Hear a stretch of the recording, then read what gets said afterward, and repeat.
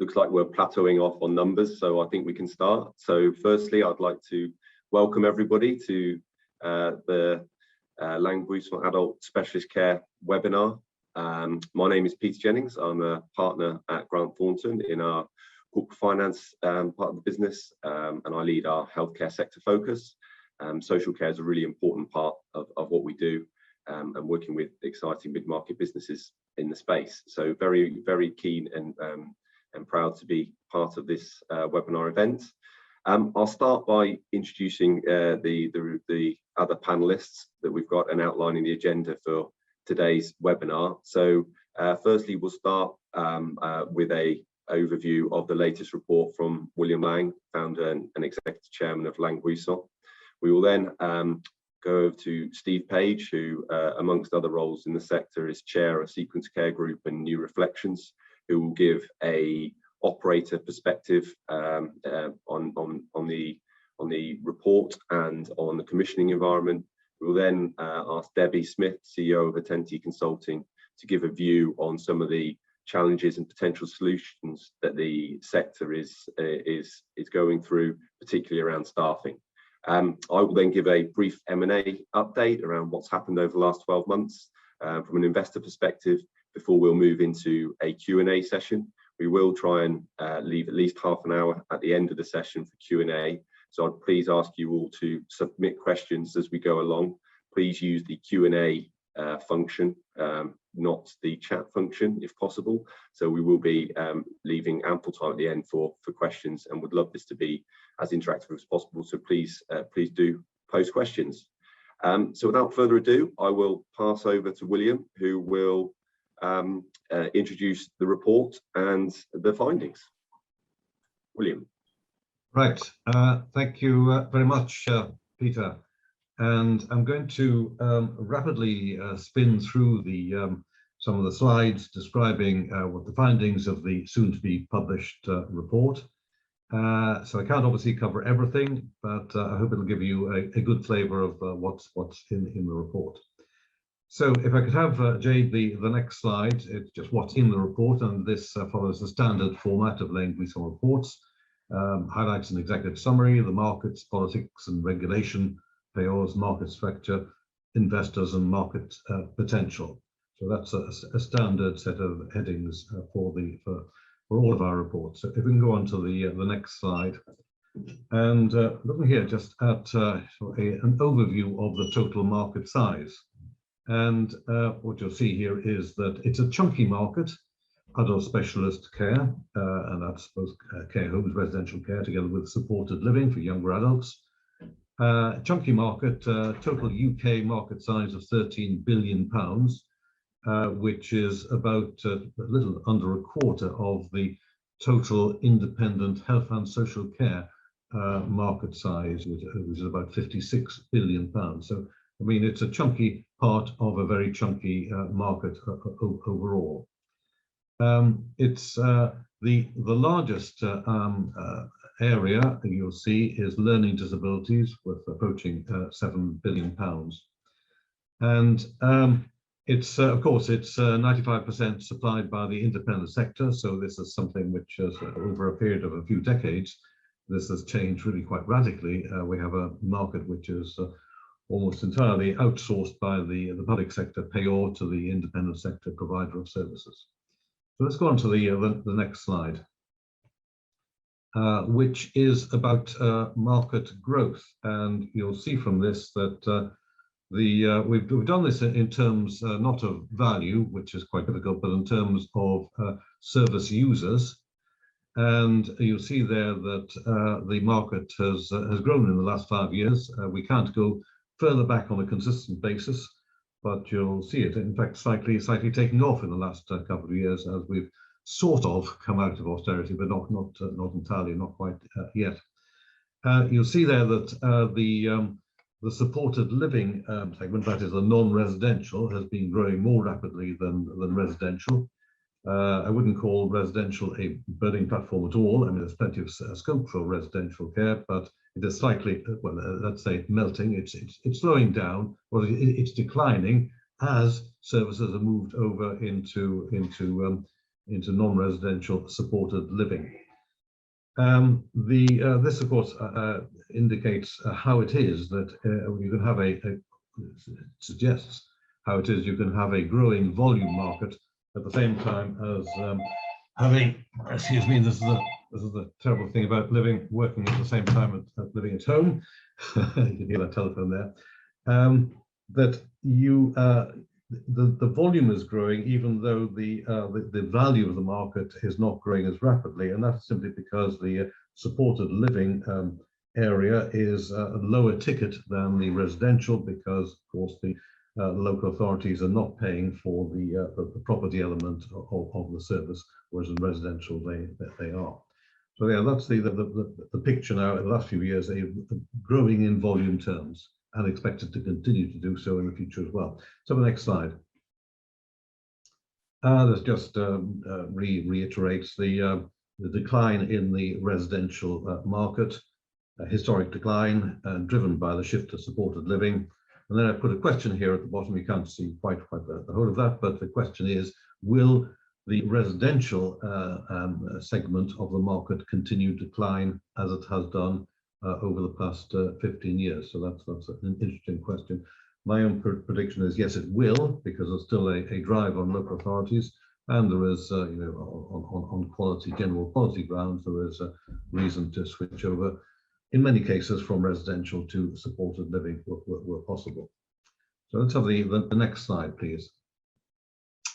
You can't see it, unfortunately, being cut off there, but what this is a list of the leading providers and the market share by value, and this is based on the latest statutory accounts. So in many cases it's a year or more old, because the accounts come out somewhat well, they come out at least 9 months after the year end typically. So basically the story here is it's a fragmented market. The top 4 providers just have 7.6% market share, which is very low compared with most other areas of health and social care. There is no provider close to the £1 billion mark, so we're talking really about smaller scale, medium sized, and sort of bordering on larger scale groups, but no truly large provider with let's say a turnover of anything close to £1 billion. This in turn means, of course, that there are potentially consolidation opportunities, but we'll come back to that on another slide to see how rapidly consolidation has taken place. And the other thing to note here is that there's a large not-for-profit presence, because many of the providers in this segment are not-for-profit, and that is in a sense atypical of most of the health and social care sector, where the major providers are nearly all for-profit. But in adult specialist care, there's a large not-for-profit component. Let's have the next slide, if you could. So this is market concentration and consolidation. So the story really, and it's a quite interesting one, is that there has been very slow consolidation to date. I mean, you can see some there, rising from a 2016 estimate that the top 10 providers have 13% of the market to 14.3. It's not that much different. So slow consolidation. This does mean that there are future consolidation opportunities. So question here, why is it that the consolidations have been so slow to date, and will this change looking forward? Let's have the next slide, please. Just I thought I'd give a general one saying downsides, because there are downsides and there are upsides, and I don't want to over-egg either one of those. So let's look into the downside. And really, I think one of the major downsides, and it remains with us, is austerity. We've had a decade of austerity, and I think this is the best way of showing, at least in one single slide, what's happened. And most people will be very aware of this. We had a period up to the global credit crisis, and just after that, as it took some time for public spending to adjust to that, where we had rising real terms expenditure on adult social care, indeed on all social care services, up to the point 2011. Then there was a sort of data discontinuity, And then we see, as a result of austerity, real terms expenditure dropping, and then in later years just starting to recover. But the interesting thing and the unfortunate thing is, if you look at the real terms spending, then in 2020 we're still well below what we were spending in real terms in 2011, quite significantly below. And of course, demand has increased since then. So that sort of encapsulates, the issue of the funding gap that's built up over the past decade of austerity. So let's go on to the next slide, which is looking forward. I'm just saying that austerity has not ended.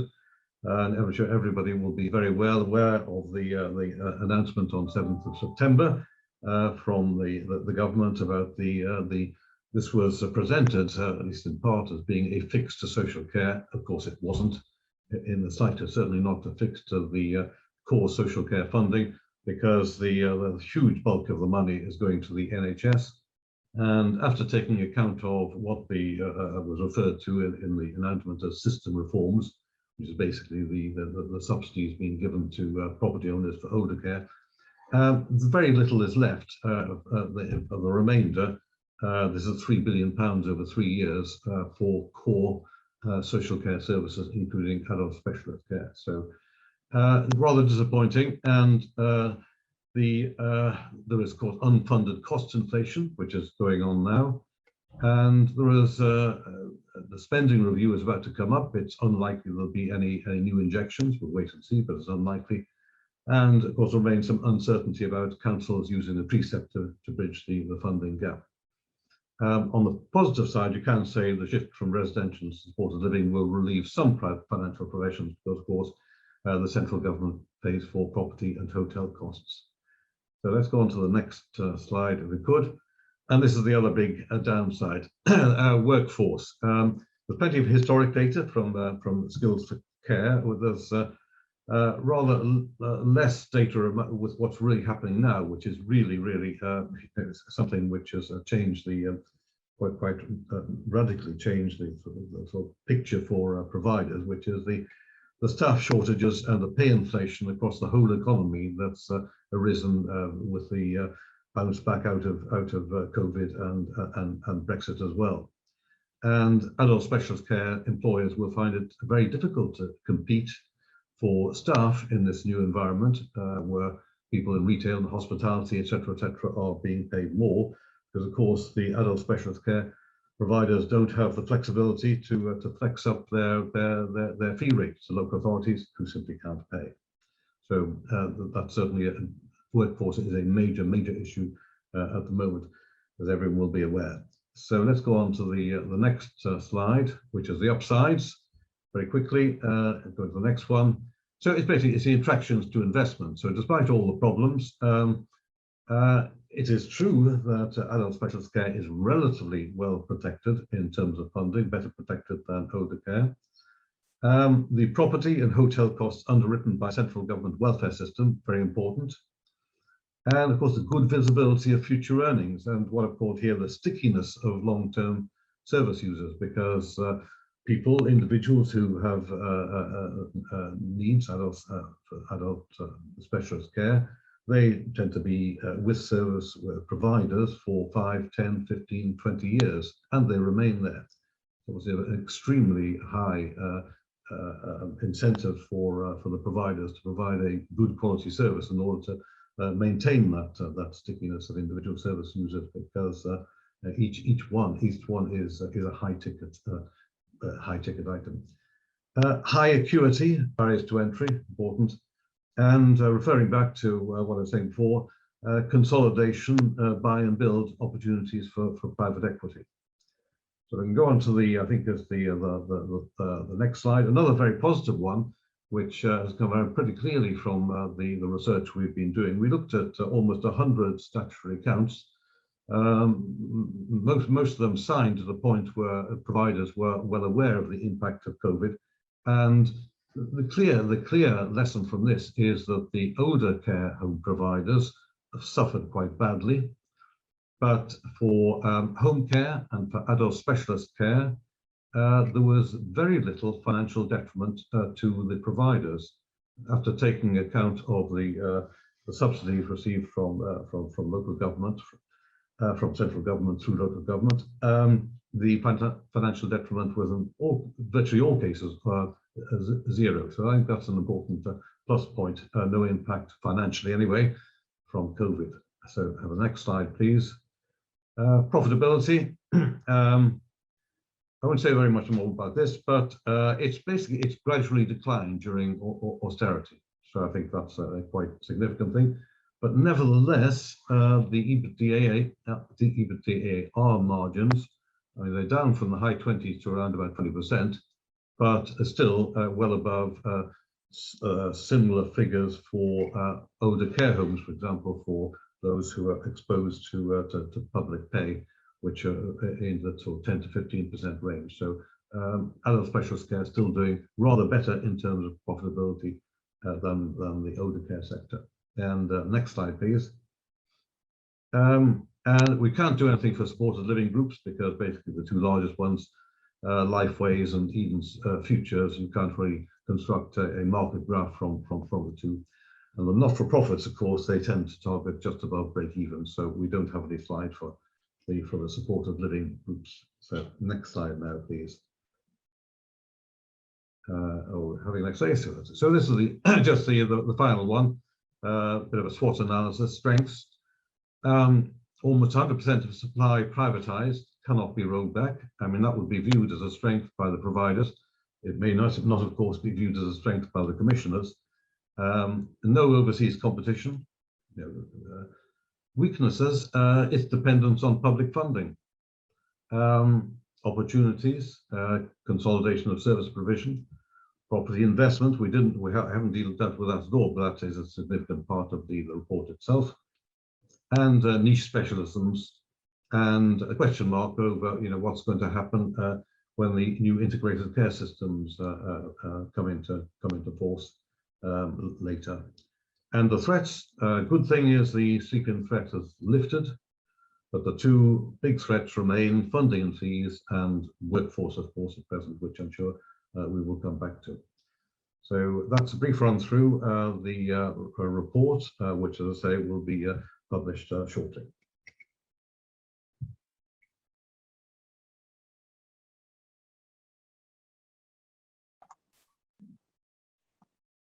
Thank you very much, William. Very insightful. We will now ask our panelists to just introduce themselves and say a couple of words in response. Firstly, I'll start with Steve Page, who will give the operator perspective and view from the commissioners on the commissioning front. Hello, everyone. I'm Steve Page, and I'm the chair of a Sequence Care Group. And in my past career, I've also been a chief executive of an NHS trust delivering mental health and learning disability service. Nice to speak to you this morning. There's a lot in what William has said, and I could comment on the workforce, which is on everyone's mind at the moment, but I'm leaving Debbie to talk about that, other than to say that it is on my mind incredibly much, as I'm sure it's in any of you who are providers of any kind. Secondly, William made comment about consolidation opportunities and the shape of the market. When you share a for-profit group such as Sequence, we do see those consolidation opportunities, but I think Peter will be talking about M&A, so I'll leave him to say a bit more than those. But I didn't want to not say that those aren't important, absolutely important issues when I sit in the seat that I currently sit in. But I wanted to talk about three other things that come from William's report that are definitely on my mind. The first of those is, we talked about,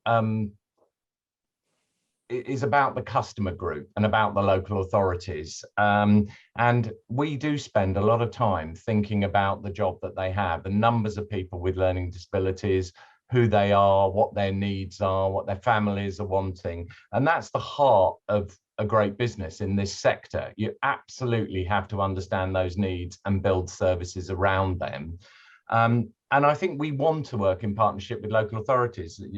People on the call will know that local authorities have had a duty under the Care Act since 2014 to shape the market.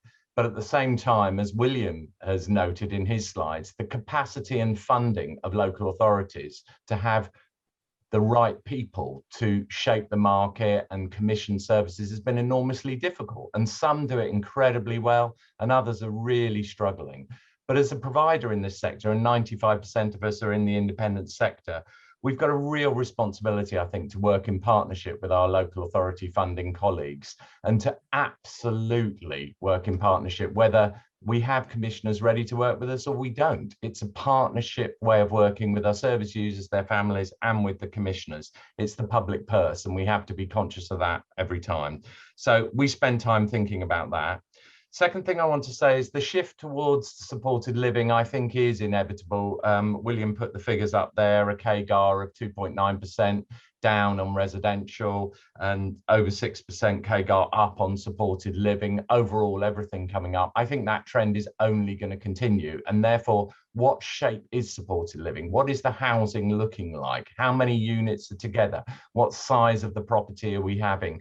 Is it going to be different for different people? How do people move their tenancies from perhaps needing more, a particular adapted kind of property through to then a larger or a smaller property? And that's something in the general housing stock, but we need to see, I think, more dynamism. This market is still relatively new.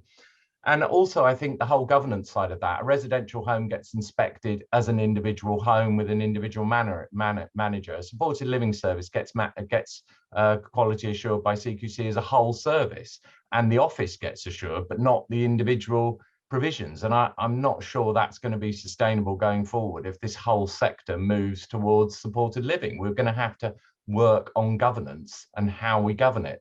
We are obviously doing that as providers, but how do we operate with CQC in that?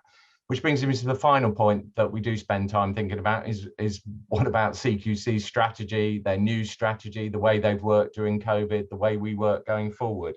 And the new strategy, I very much welcome it. There's a number of elements in there. If you haven't read it, recommend reading that and getting into some discussion about that. The most important point I'd like to raise in that is data.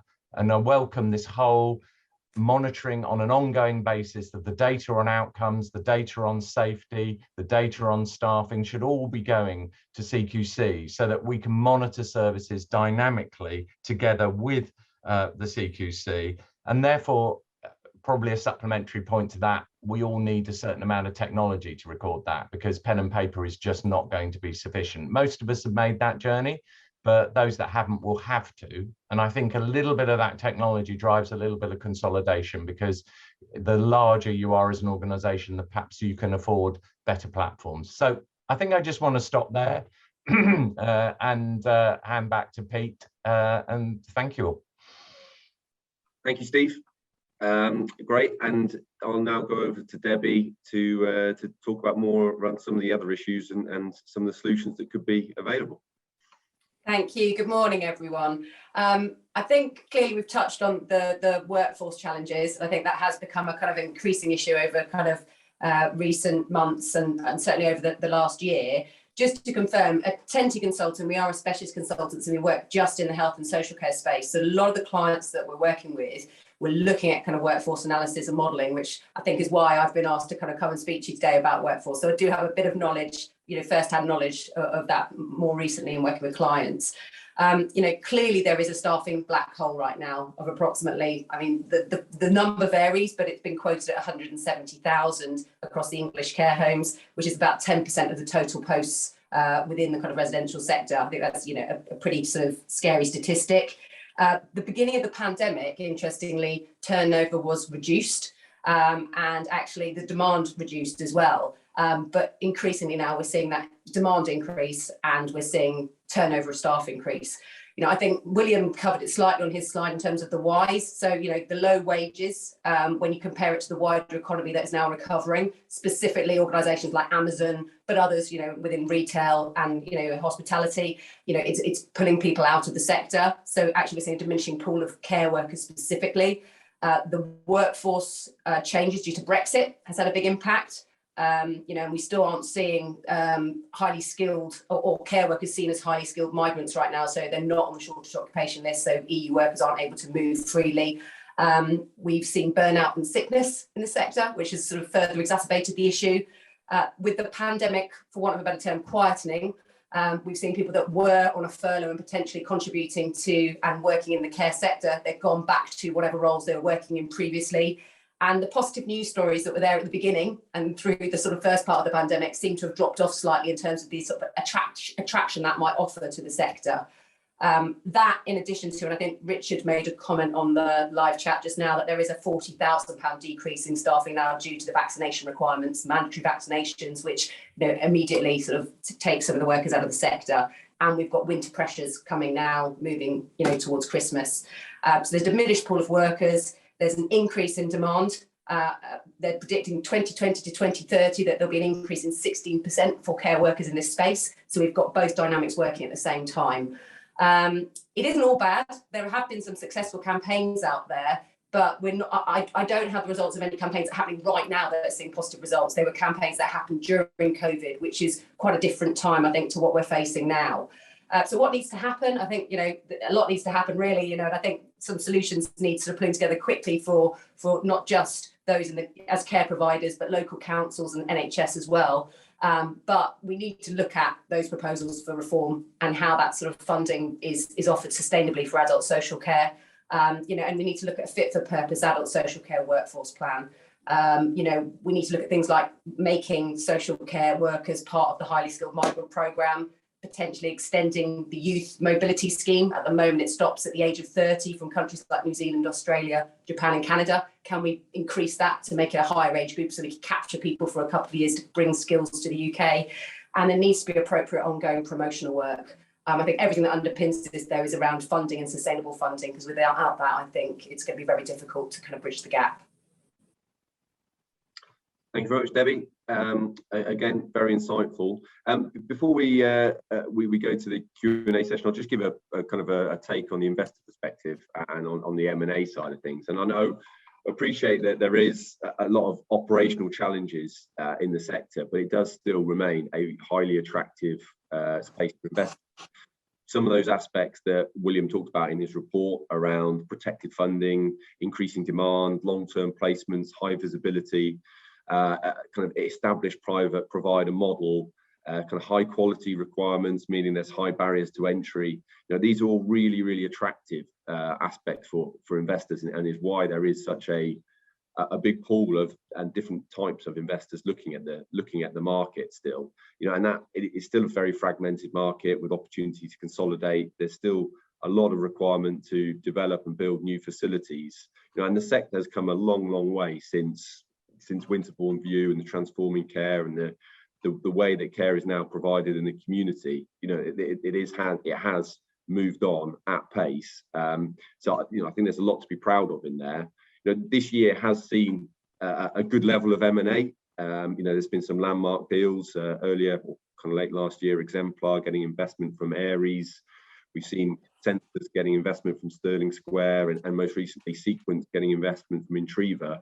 This is really positive in showing new investors coming into the space, supporting buying into the future growth and outlook, and deploying more capital for further growth and further investment. So I think there's a lot of good news stories and positive from an investor side of things. There are also a number of bigger deals that should happen in the next 12 to 18 months, that potentially should have happened this year. And I think that we'll see, those bigger providers are towards the end of an investment cycle with their current investors, and that will change. So I think that there, again, more investors likely to see coming into the market. So from an investor side of things, there's a lot of positive good news, but the staffing in particular is a real challenge, and it's a growth limiter right now. So there is no obvious easy answer to that. So, but will be one of the biggest challenges to focus on. One of the questions I will pick up before we go to the panel, which is probably directed in my way, is does the panel think that the slow rate of consolidation in large part due to the higher than average presence of not-for-profit groups?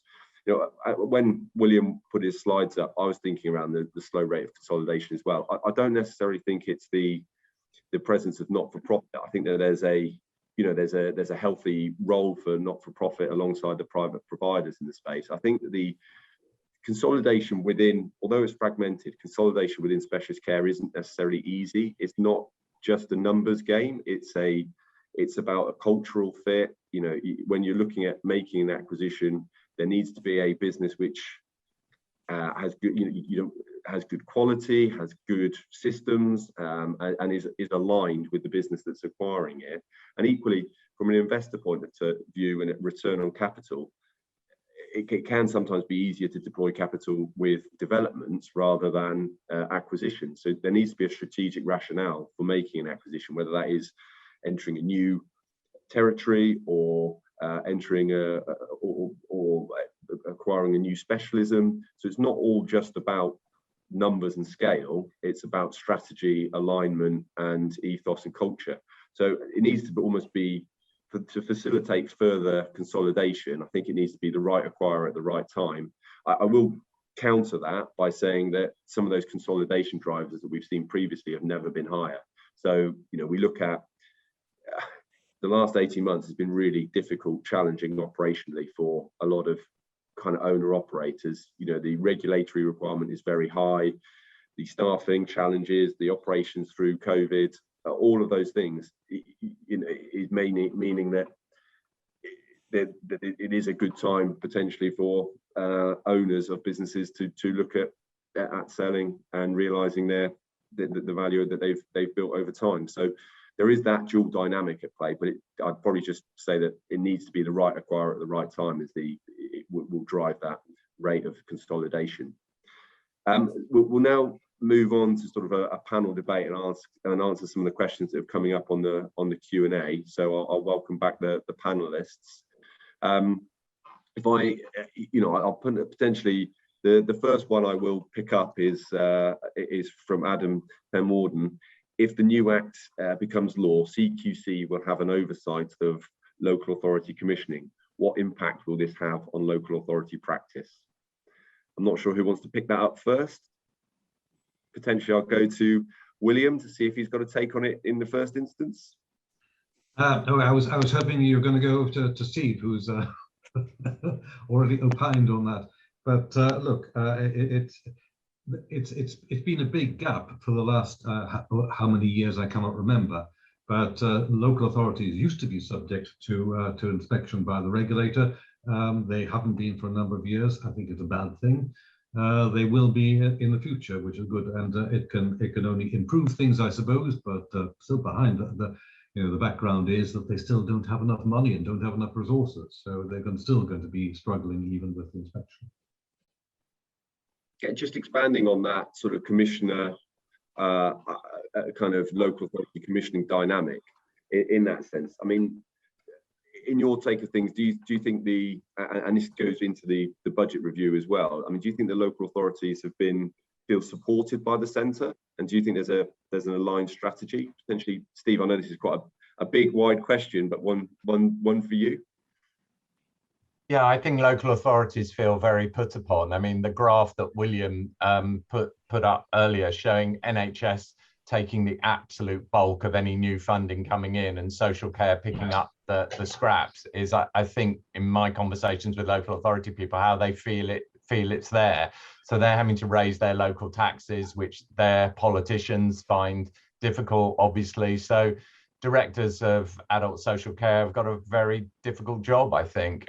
So I think that should drive, hopefully, behaviour to be working more closely with the private sector. And yet in some places it drives more conflict. You know, there's almost a tug for resources, and I think that's the wrong response. I think the response I would like is to say, look, you're struggling with the staffing problem as a provider and all the issues. We're struggling with funding and commissioning. How can we work together and collaborate around this? And the best local authorities are doing that.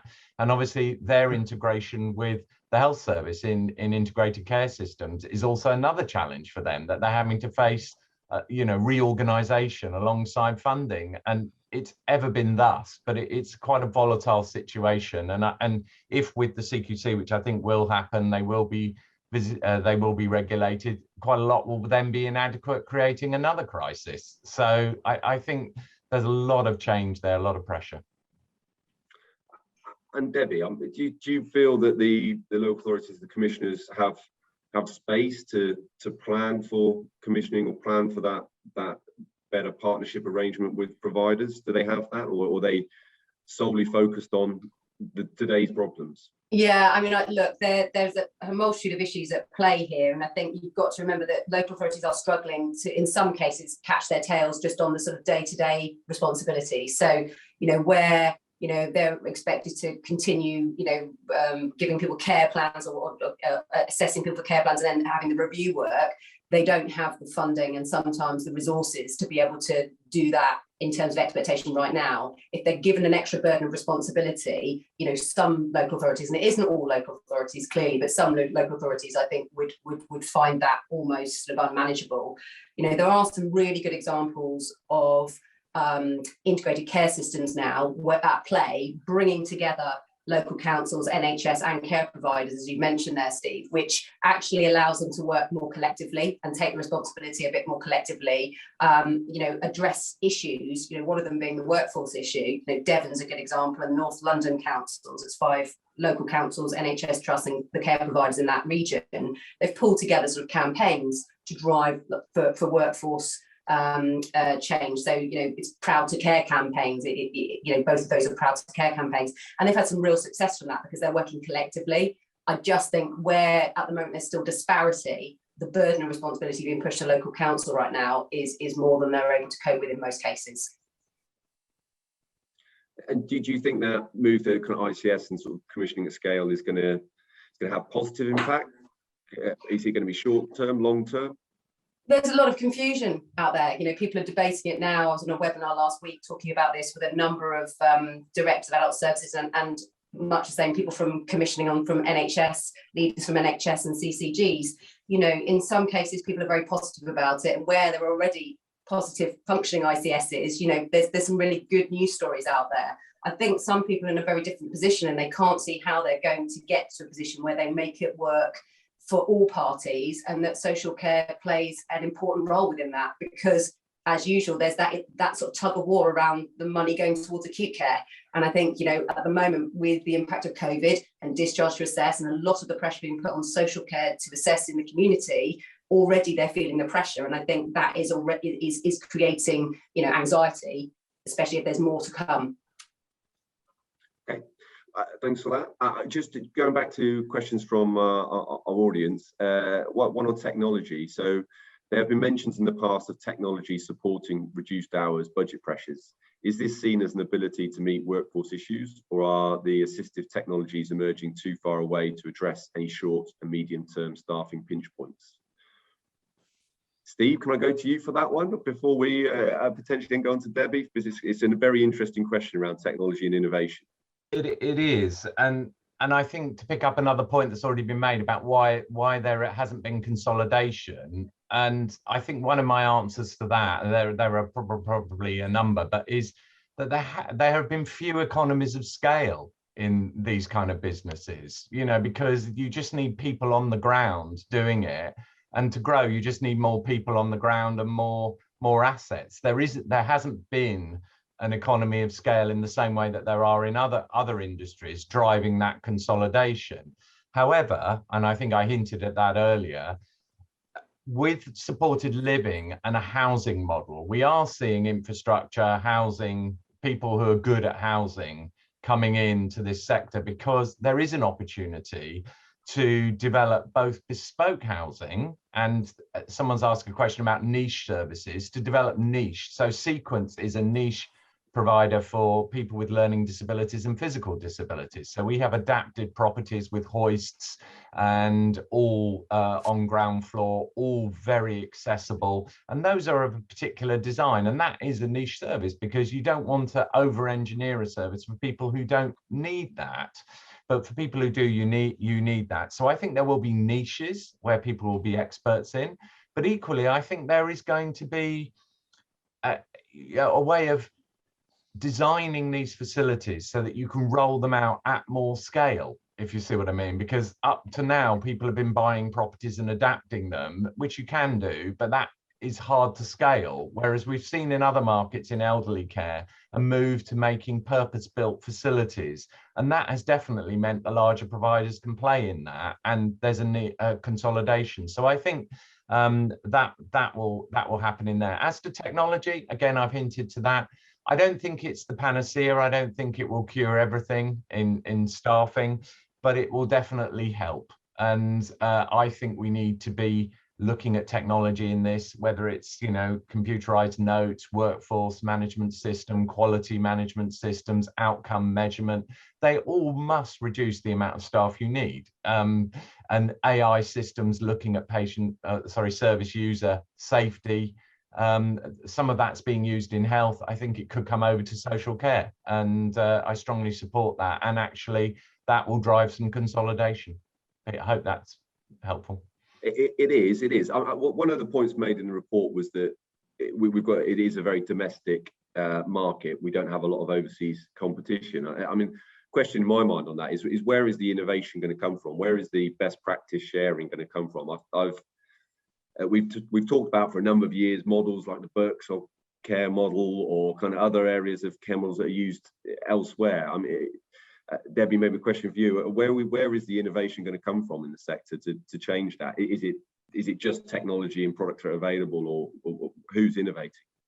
Yeah, I mean, I've seen a few. I was actually a judge more recently on the health and social care category for the LGC Awards, and there were some interesting innovations coming out of the submissions there in the shortlist there, where local authorities, NHS, and independent providers are actually now working in partnership with the private sector to create solutions. So where they are joined up, they are looking at, well, how can we have one record? How can we work on a system where we can all interact with one another, and it makes us work as a more joined up collective?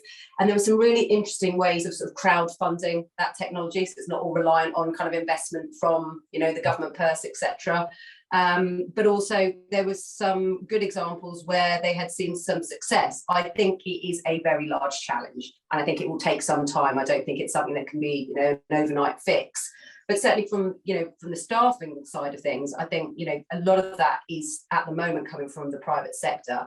There are organisations out there, certainly in health and separately in care, funnily enough, not many that cross both areas, which is kind of, you know, endemic of kind of the sector generally, that are out there using tools to really analyse people's sort of workforce demands based on the data, when they're getting admissions, in what areas, discharges, you know, what pathways they're taking, what do they need in order to plan their workforce, etc. And, you know, those tools actually are resulting in kind of service savings in effect. So it's almost investor save schemes, but at the moment they all seem to be coming from the private sector, or partnerships, as I said, within those sort of ICSs and the public sector side of things with private sector providers.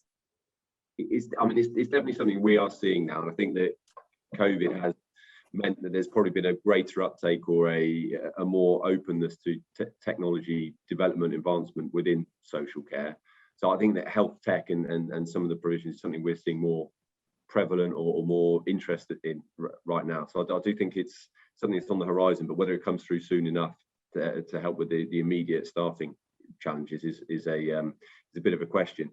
Steve, one of the points you made actually in your section then was around the size of units, you know, and we have moved a long way from institutionalized care with bigger units to smaller community units. I know that some of the supported living units are bigger again than kind of the typical 6-bed residential care units, which provides some operational efficiencies potentially. I mean, where do you see? How do you see that playing out? I think it plays into your comment earlier around supported living quality versus CQC reviews of supported living versus residential. Yeah, I don't think that's a settled issue, Pete. We were reviewing, I won't name the local authority, but we were reviewing a local authority that was planning a supported living development for people with learning disability, and there were 60 flats all together in one location, and it just didn't feel like the kind of thing that we would be supported to provide if one of us for-profit providers suggested having 60 people all together in one place. I don't think we'd be allowed to do that, and it wouldn't be supported by commissioners or by CQC. But look, I think that is both a challenge and an opportunity here to establish those models of supported living. They are still, in the overall scheme of things, relatively new, and you know, some people are going to make mistakes in that area. I do think you've got to start with the service user, not start with economies of scale and a sort of hotel model, you know, and say, right, we built this hotel, now people come to it. You've got to start with the service users that you have and build services around them.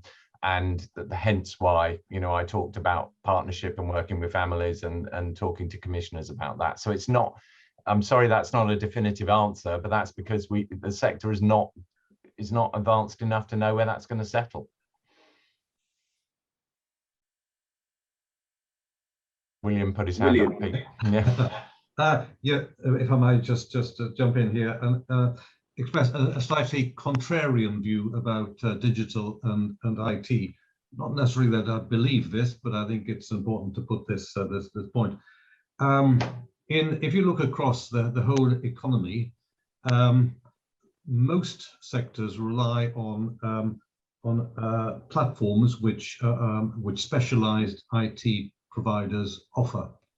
There are very few industries which are large enough to do everything in-house. In the independent healthcare sector, there are lots of relatively small-scale IT platforms around. There is a large competitive market. There is an organization called CASPER, the Care Association, the Care Software Providers Association. Is it not possible that this, in fact, this way of doing things means this is not a driver of consolidation, because it means it's possible for even the smaller or medium-sized providers to get the IT and digital support which they require at a reasonable price, and therefore will not be a driver. So this leads into the consolidation thing generally. I'm just thinking about the consolidations. Steve made the point quite rightly that his organization, Sequence Care Group, is a provider of a niche service. I would suggest that the great bulk of the sector is made up of niches, and it's very difficult to integrate a whole set of niches. And I think that's one of the reasons for that we haven't seen the consolidation that might otherwise be taking place. Some good points there, William. Thank you. I'm just going to touch on a couple more of the questions that have been raised in the Q&A function. So one point in particular, worrying future impacts for more specialist sectors, e.g. some LD nurse degree courses do not have sufficient numbers to run. The push to drive the training and development of staff, but no real career structure within social care to reward, promote staff, and no additional funding to support. Parity of esteem between health and social care roles essential in my view. So I think that's a very interesting comment. Steve, might go to you first for a comment on that, because I do think you know, that parity between health and social care has been lacking, and the respect that early part of the pandemic for social care workers that we hoped would emerge, it maybe doesn't seem to have stayed. But interested in your view.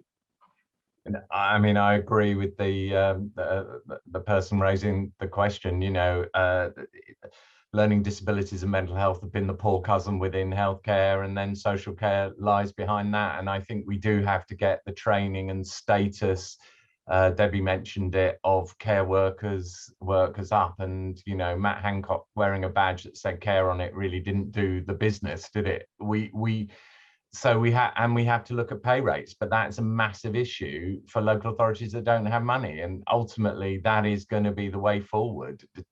If people will want to work there, if pay rates come up a bit. At the moment, we're competing literally with people in retail and hospitality. And to the point of the question, it's not being seen enough as a career, and we've got to look to ourselves and again to local authority and to government to work with us to get this sector increased. So sorry, there's no answers, but I agree with the question, and I agree with it's something we ought to do together, how we do that, because it's not easy to work together. As we've discussed, it's quite fragmented. Gracie. Debbie, a potential question here on the another topic is that, are the lines blurring between adult specialist care and elderly care and adolescent care, children's care? Well, I think certainly from a workforce perspective, you've got mobility. And that does pose a big issue, because obviously with an aging population and a high demand, you know, on top of all the other elements that I've kind of gone through there over the next sort of 5 to 10 years, you know, you've got workers sort of moving between, depending on what's on offer out there and where there's availability. And, you know, there's huge competition for social care workers across the market. They are blurring slightly. And I think, you know, clearly we've got providers who are, you know, have their foot in both camps. And so I think, you know, and certainly units, correct me if I'm wrong, that kind of look at both as well. So I think the issues we've got from a workforce perspective is more around the, you know, there's mobility, there's demand from all areas. And it does come back to, I think, as Steve rightly said, you know, there needs to be a workforce plan, there needs to be a promotion across the sector to improve the view and the perception of careers in social care and working in this space. Without that, and this has been the same within social work for a number of years as well, it seems to be a lot of negative news stories, other than at the very beginning of the pandemic, which sort of deters people, if anything. It's always the things they've done wrong and the consequences of that, rather than actually the great work that goes on an ongoing basis, and, you know, how much of a rewarding career it is. You know, we have had campaigns driven by Skills for Care in the past around, you know, the variety of, you know, reward that's given by a career in social care. Every day is different, I think, was one of the coined terms that they used as part of a promotional scheme. But at the moment, that seems lacking at a time when it's most needed. And I think it needs real kind of acute focus right now before it worsens moving into the winter months. I think that's a really, really good point. The only time you hear about social care in the news is when there's a scandal. There's never anything around the amazing work that happens every day across the country. I'm not sure how we change that.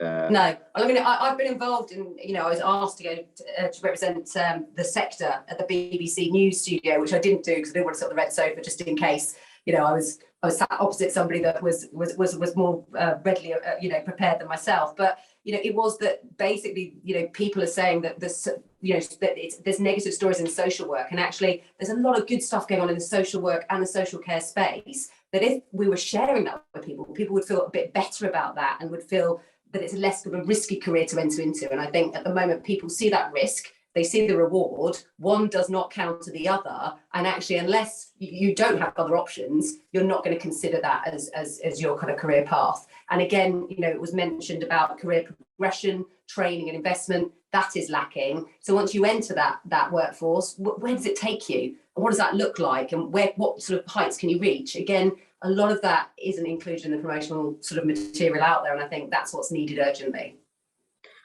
One other point that's come up in the Q&A is you also need to think about the impact of housing. Many social care workers cannot afford to live in the areas where the jobs are. Transport networks, and some have kind of one bus an hour. I think that's a very interesting point, and you know, we know it's a major impact or influencer in terms of where people develop and build new services, particularly in the elder care side. But yeah, a major challenge. Look, and I mean, some providers now are actually having to put their hands in their pockets through lack of funding to actually say, we'll give you an amount towards your accommodation just to make sure they've got the people there to deliver the services. You know, we've seen just in recent months, the average pay rate move from, I think, £8.50 for a care worker to £9.05. Don't quote me on that, but that's kind of the figures that have been banded around. But that is generally coming from the providers themselves rather than increased funding from local authorities, because it's just not there. And, you know, it's that balancing act of, well, what do we do in order to kind of continue to deliver services? You know, something's got to give. And you're right, you know, the accommodation is a big factor. I think if you're higher up the food chain, generally you can afford that sort of accommodation contribution. You cannot afford that on, you know, sub £10 an hour. It's not possible. It's a good point around who's absorbing, or who the increases in pay. Is it an impact on margin, or is it kind of being able to pass on to the funder? I think what we've seen is with increased data, with increased controls and increased knowledge of where the care hours are being provided, the support is being provided. I do think that almost on a case-by-case basis, good providers are able to have those conversations with commissioners now to say, look, some of the legacy fee rates and support packages that have been agreed are no longer appropriate and are no longer realistic, and therefore this is the current requirement and current support that's being provided, and it requires an increase in fee rates. And that's historically probably not been an area that's been easy to do with commissioners, but that does seem to be an area that, with the data to evidence what is now required, an area that has been able to pass on some of those increased costs. Another question that's in the chat is directed at you, William. So we have tried to get a floating support home care for complex needs off the ground, and it's a huge challenge, and we've had to take a step back on this. Personally think we are too early and the prices need to be more realistic. But what's your view on this in terms of market maturity, immaturity? So that's a question around floating support and home care for complex needs. Right. Well, I just made a comment about the complex care market in general. It's extremely difficult to define what it is. It seems to be very largely funded by the NHS, and it's very variable. And the interesting thing is that that there have been some successful operations groups like Active Care Group, but then there have been not so successful ones financially anyway, like Complete Care. So it's very much a mix, and I suspect that it's something which is very, very variable in different parts of the country. So I have no specific remarks to make about this difficulty in getting this service off the ground, but I would suspect that it's to do with local variability. Thank you, William. Another question from the chat. Does the panel have a view on the specific national and regional challenges for providers who are across the UK and the impact of devolution, higher costs in different areas of the UK? Steve, could I go to you for that one? Yeah, I think it's part of the market structure that there are few sort of national providers. I mean, William put the figures up. Most of us are regional providers in one sense or another, and certainly Sequence, we're very much southeast orientated. So I'm kind of drawing on previous experiences rather than Sequence for this, and also it's interesting, and selling more of William's product, the children's services market is a bit different to adult social care and elderly care, but I definitely think there is a more hands-on attitude, let's perhaps put it like that, in Scotland and Wales in particular, wanting to intervene in the care markets more, wanting to make a difference in these kind of areas. And certainly during COVID, there were the social care bonuses given in Wales and Scotland, but not in England, for example. And when you're providing a national organisation, when one group of your staff are getting £500 and your English staff get nothing, it's kind of quite tricky. So I think there are real challenges providing across, and I think also service users moving across those boundaries will become more difficult. Moving staff across those boundaries will become more difficult because the qualifications required to work there. So I think having a UK-based business is becoming increasingly difficult, would be my view, which isn't necessarily what the governments in those territories would really like to hear.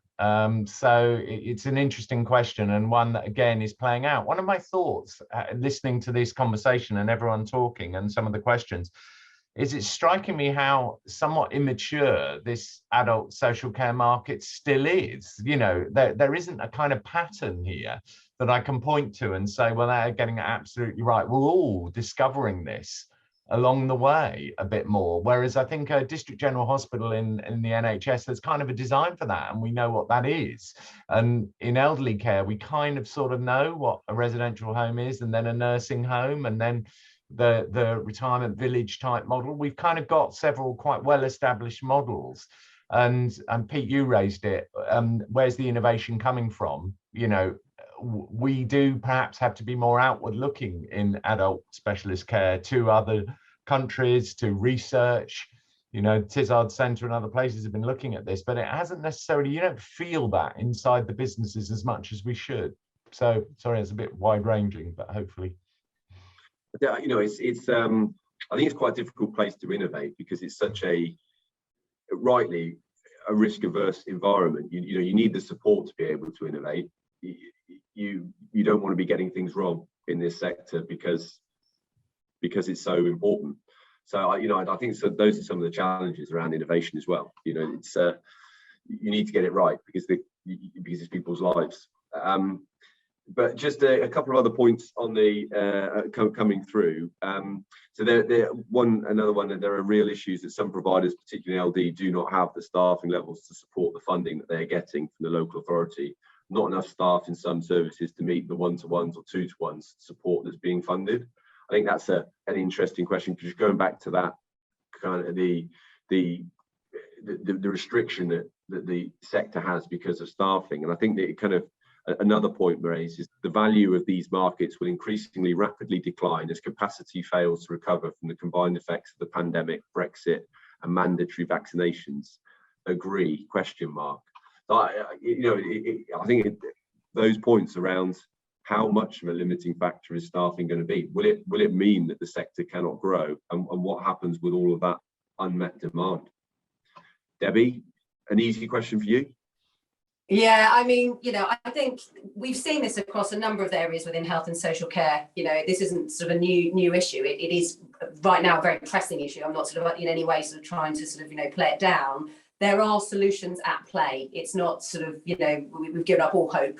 I think let's say that there are options to bring people internationally that have skill sets that can really add value. Already, the government has put the senior care workers as part of the highly skilled migrant programme. So they are on the skill shortage list. They haven't yet moved that sort of down to the lower levels where there is the greatest need at the moment. But we are seeing now more sort of managers and senior health care workers coming across from the EU, but other nations as well. And as I said, pushing up age groups and pushing out sort of timeframes for people to be able to come from Antipodean countries, Japan, Canada, etc., would really open things up and the flow of kind of workers to be able to come and sort of give us a sustainable workforce.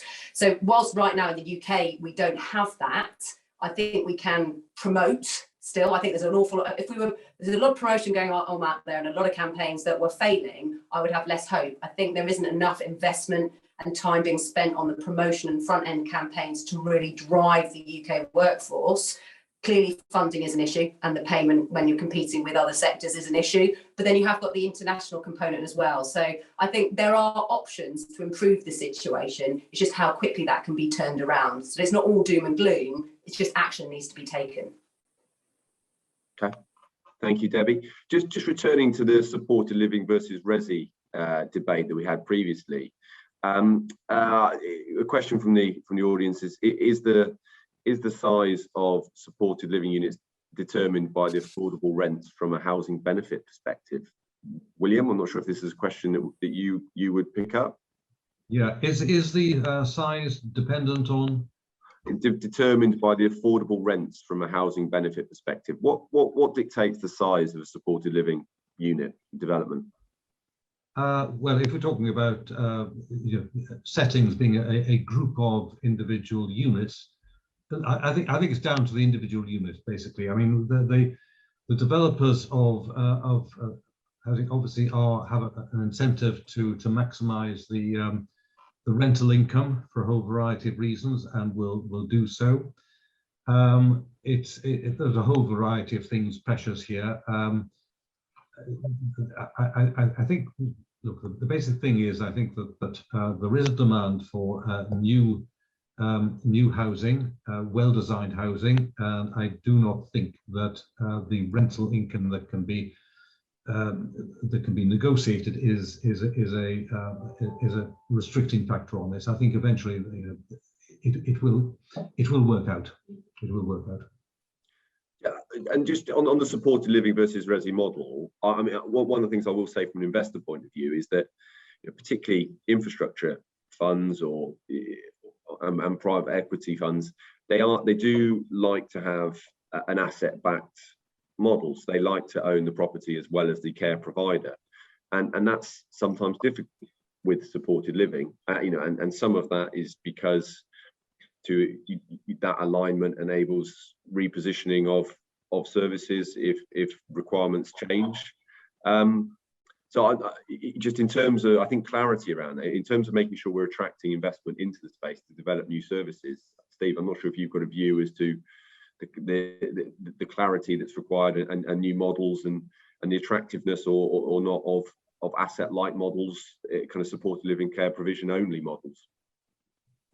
I mean, I think I just echo the comment I made earlier. It just feels to me like we're still discovering this. You know, there are some very successful providers providing very high quality service where, you know, the properties are managed separately, you know, and that seems to be working and very successful, and good quality is found there. And then there are other providers who own their properties, as we do in Sequence, and hopefully we're providing good quality too, and looking to do that. So I don't think I think both models can work. I think and I think from an investor point of view, Pete, I think both models can work too.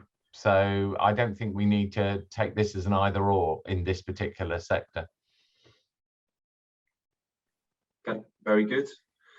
We did get one question from the audience to say, I'm just finding it now. I think it's asking you, Steve, to if you've got examples of where a good partnership with local authorities, because it's Steve, you mentioned that best local authorities are working closely in partnership and are being upfront about their issues, and those are the providers. Which local authorities are those? Because we haven't experienced that. Yeah, it's probably. I'm not sure whether you've got a case study you want to talk through. No, I think it's probably invidious on a call with at one point 127 people, now only 96, because I've clearly turned them off. Talking about which local authorities, I perhaps someone could connect me afterwards and we can have a chat. And it does go up and down, is what I would say. So I have had some very useful conversations in certain authorities, and then people move. It is quite people dependent. But I think it can be worked upon. So there are examples, and I've, you know, this is the only field I've worked in for over 30 years, and they are different authorities over different periods of time in different services. But whenever we have been most successful has been when we've been able to strike up a rapport and an understanding with local authorities. And so what I'm saying is it's not necessarily the local authority per se, it's the people within it and their way of working, and those people change authorities. So find the good people and really try and build a partnership with them, and they'll probably move to somewhere else, but that's not a bad thing, particularly if you're a larger provider. Thank you. Well answered, not an easy question. We are approaching the last 5 minutes of the webinar, so we'll try and cover off the last couple of questions. One of the areas we haven't discussed at length is the relationship with the regulator, CQC. So, you know, the regulator is not an easy position, to have. But question, I think, to the operator, to Steve, you know, how supportive do you believe that the CQC currently is, and their current role and outlook? Yeah, it's slightly off topic, but I noticed the Ofsted, one of the senior national training nurses, has just slammed them today about not supporting teachers. And my experience of CQC is it's a very difficult job. I really welcome having regulators in this sector. And again, I suppose I'm a theme here. We've got to work in partnership with them, but it's not easy. They've had a difficult job during COVID, obviously, monitoring services. I support the data model. I really do. I think we've got to agree a common data set, and look, there is still a bit too much opinion, a bit too much who you get on the day and what they're looking at. And I don't think that's good, as good a regulatory system as we can get. So I suppose that's my main comment. It's challenging. Okay, thank you.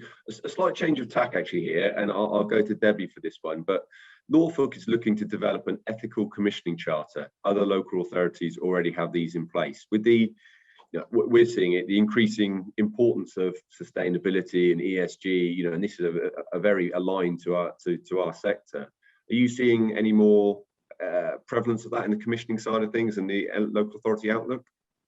Yeah, I mean, I think, you know, when you see sort of tenders being released right now, and the documentation it's right up on the agenda. You know, they're looking for people to sort of be able to come in and work in partnership that are doing things in the right way. That said, you know, delivery is a big factor, and it depends on the services you're looking to commission. I think it has to be up there on the agenda right now. But again, I think, services are under pressure, and cost and finances will always play a very big part in any decisions being made, because, there's a huge amount of pressure on public spending. So whilst there is a high weighting on that, I would say there's probably a higher weighting still at the moment on the sort of financial elements of any commissioning decisions. And are you seeing, Debbie, that people are responding to those tenders? Because I run a bit shy of them sometimes, and I don't think I'm alone in that, because you look at it and you look at all the requirements and everything on sustainability, and you just think, I just can't do it for that price, so I'm not going to go in. And then I worry that people try and do it and they just won't do it, Well, that's the worry, isn't it? I think it's that some people have the ability to complete the submissions, but can they actually then deliver the quality of service for the individual that's at the centre of this, by the way, not just completing the paperwork and tick the boxes. Some of the bids that do come out are pretty labour intensive, and it is quite a competitive process. But what I'm seeing is the volume of releases from local authorities right now is unprecedented. I have a daily sort of tender alert that gives me a list of sort of, PQQs and tenders that are up for kind of, competition, and whether it's to providers, individual providers, or external private sector suppliers to local authority, it does seem to be increasing in terms of the volume. And I think there's only a certain number of those that people can respond to with the detail that's needed. And actually that sometimes is a procurement-led approach rather than a commissioning-led approach. And I think that's very bad for us in the sector. And I'd like to see CQC regulate local authorities on that. When you've got 5 people in procurement who are all procurement specialists and no one who knows anything about learning disabilities, that's not the right way to commission these services, in my opinion. Yeah, I mean, some commissioners are bringing in people from service, clearly, that have a really good specialist understanding to be able to be a key stakeholder in that decision-making process, and that's absolutely paramount. Yeah, absolutely. No, but strongly support that. Yeah, on the ESG side, I mean, one of the things I've noticed, I read many statutory accounts, and the big change that's taken place over the last year is that every single set of statutory accounts has ESG in now, and it didn't before. It's a quite noticeable change. So it has obviously risen up the agenda as far as the providers are concerned. Thank you all. I think we are drawing to a close. I'd just like to thank all of the panelists for their contributions. Also, I'd like to thank the audience for some really interesting questions there. Hope you've all enjoyed it. The recording will be available, as will the report from LaingBuisson's, and so further details on that can be provided if required.